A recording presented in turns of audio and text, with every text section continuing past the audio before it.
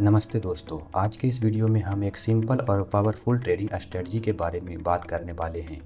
क्योंकि इस simple strategy का फिक्स रिस्क रिवॉर्ड रेशियो है जो कि बहुत ही ज़्यादा हाई है, यानी 1:9 का है। और यह स्ट्रेटजी का दूसरा सबसे बड़ा फ़ायदा ये है कि ये क्लियर बताती है कि ट्रेड कब लेना है और कब नहीं लेना है, यानी जीरो कन्फ्यूजन।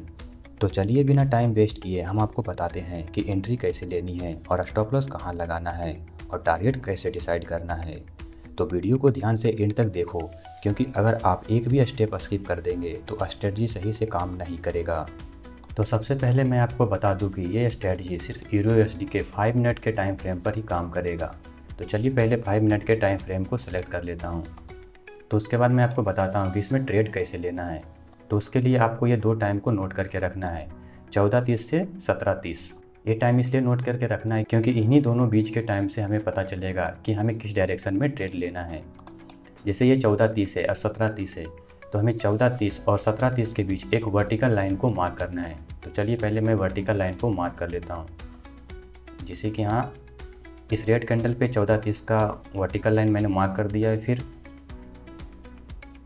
17:30 पे भी मैंने वर्टिकल लाइन को मार्क कर दिया है। अब हमें इन दोनों वर्टिकल लाइन के बीच जो भी सबसे ज़्यादा हाई एंड सबसे ज़्यादा लो है उसे फिबोनाची टूल से हमें मार्क करना है।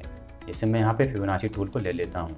ये ग्रीन कैंडल सबसे ज़्यादा हाई है, तो मैं इस हाई से लेके इस लो तक मैं फिबोनाची को मार्क कर देता हूँ। अब आप देख सकते हैं मैंने यहाँ पे मार्क कर दिया है। अब आपको ये देखना है फिबोनाची में ऊपर की ओर एक ब्लैक लाइन है और एक नीचे की ओर ब्लैक लाइन है। जब भी मार्केट सबसे पहले जिधर भी ब्रेक करे आपको उस डायरेक्शन में ट्रेड लेना है।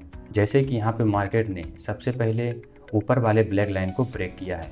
इसमें एक बात और ध्यान में रखना है, जो कैंडल ब्रेक करे हमें उस कैंडल पर एंट्री नहीं लेना है, बल्कि आप फिबोनाची में देख सकते हैं जो ब्लैक लाइन है हमें इस पे पेंडिंग ऑर्डर को लगाना है।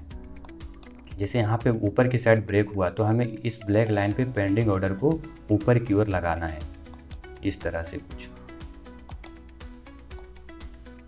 और एसएल को हमें इस रेड लाइन पर रखना है, नीचे वाले रेड लाइन नहीं बल्कि इसके जस्ट नीचे वाले रेड लाइन पे आप एसएल को रखना है।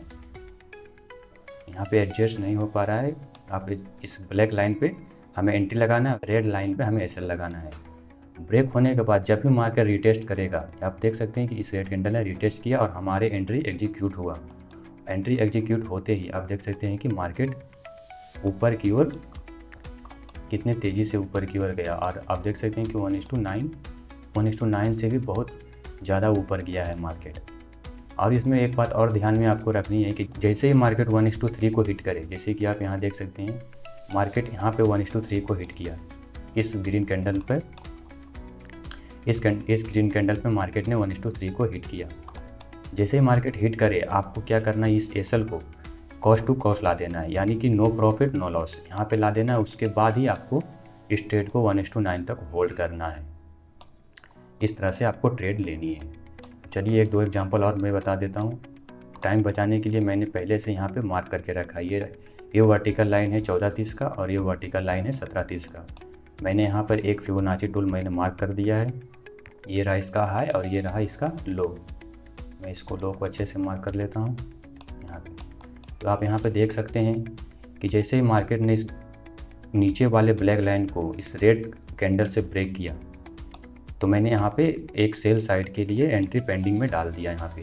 तो इस ग्रीन कैंडल ने यहाँ पे एंट्री एग्जीक्यूट किया और थोड़ा सा नीचे आया, लेकिन यहाँ पे वापस रिवर्स करके मैंने आपको बताया कि ऊपर जब ब्रेक करे इस रेड लाइन पे आपको एसएल रखना है, और अगर मार्केट नीचे ब्रेक करे तो इस रेड लाइन पे आपको एसएल रखना है। तो आप देख सकते हैं कि यहाँ पर से एंट्री एग्जीक्यूट होते ही थोड़ा सा मार्केट नीचे आया, उसके बाद मेरा एसएल हिट कर दिया, तो यहाँ पे एसएल हिट हो गया। तो चलिए अगले दिन को भी देख लेते हैं। आप यहाँ देख सकते हैं कि मैंने ये वर्टिकल लाइन मार्क कर दिया है दोनों टाइम पे, एक 14:30 पे एक 17:30 पे।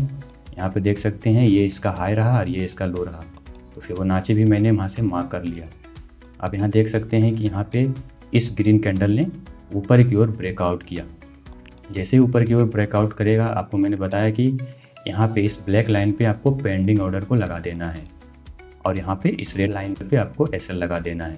तो यहाँ पे देख सकते हैं जैसे ऊपर मार्केट गया नीचे आया, जैसे ही मार्केट रिवर्स किया तो यहाँ पे हमारा एंट्री एग्जीक्यूट हुआ और आप देख सकते हैं कि कितना ऊपर मार्केट गया, देख सकते हैं। 1:9 से भी मार्केट ऊपर गया है। और आपको इस बात को भी याद रखना है, जैसे ही मार्केट 1:3 दे आपको एसएल कॉस्ट टू कॉस्ट ला देना है, उसके बाद ही आगे होल्ड करना है। चलिए अब इसके आगे का दिन का भी देख लेते हैं। आप यहाँ देख सकते हैं मैंने वर्टिकल लाइन को मार्क कर दिया है और ये इसका रहा, ये रहा इसका लो।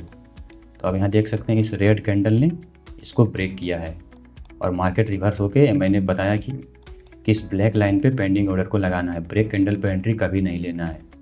तो यहाँ पे जैसे एंट्री एग्जीक्यूट हुआ उसके बाद आप देख सकते हैं कि मार्केट कितना नीचे गया है, यहीं से मार्केट नीचे चला गया है और एसएल आपका यहाँ था। और हाँ, इसमें एक बात और ध्यान में रखनी है कि जैसे जब भी कोई कैंडल, जैसे ये कैंडल ब्रेक किया, अगर ऊपर ब्रेक करे या नीचे ब्रेक करे, अगर वो कैंडल बड़ी हो यानी 10 पिप से प्लस हो तो वो ट्रेड को छोड़ देनी है। जैसे यहाँ पे एक छोटा सा कैंडल ब्रेक हुआ तो इसको लेनी है। जैसे मैं आपको एग्जांपल दिखा देता हूँ, जैसे कि आप यहाँ पे देख सकते हैं, यहाँ पे मैंने लिख रखा है वीक कैंडल ब्रेकआउट या ब्रेक डाउन करे तो एंट्री नहीं लेना है, यानी 10 पिप से प्लस वाले कैंडल पे। आप यहाँ देख सकते हो ये रहा इसका लो और ये 17:30 का कैंडल ही सबसे हाई, तो यहाँ पे मैंने हाई मार्क कर लिया। आप ये कैंडल देख सकते हैं जो कैंडल ब्रेक किया है, इसको मैं मार्क करके दिखा देता हूँ कितने पिप का है। ये 15 पिप का है, इसलिए इस कैंडल पे, इसलिए इस ट्रेड को हमें नहीं लेना। अगर बड़ी कैंडल ब्रेक करे तो सिर्फ ब्रेक कैंडल को ही देखना है। अगर न्यूज़ कैंडल ब्रेक करता तो भी एंट्री नहीं लेते, क्योंकि वो भी बहुत ही बड़ी कैंडल होती है। तो इस तरह से हमें ट्रेड लेनी है। और अगर आपको कुछ भी वीडियो में समझ नहीं आया तो आप कमेंट करें, मैं उसका जवाब दूंगा। और अगर आपको वीडियो अच्छा लगा हो तो प्लीज़ लाइक करें और चैनल को सब्सक्राइब करें। मैं इसी तरह के और भी नए स्ट्रेटजी का वीडियो इस चैनल पे अपलोड करूंगा, तो प्लीज़ सपोर्ट करें।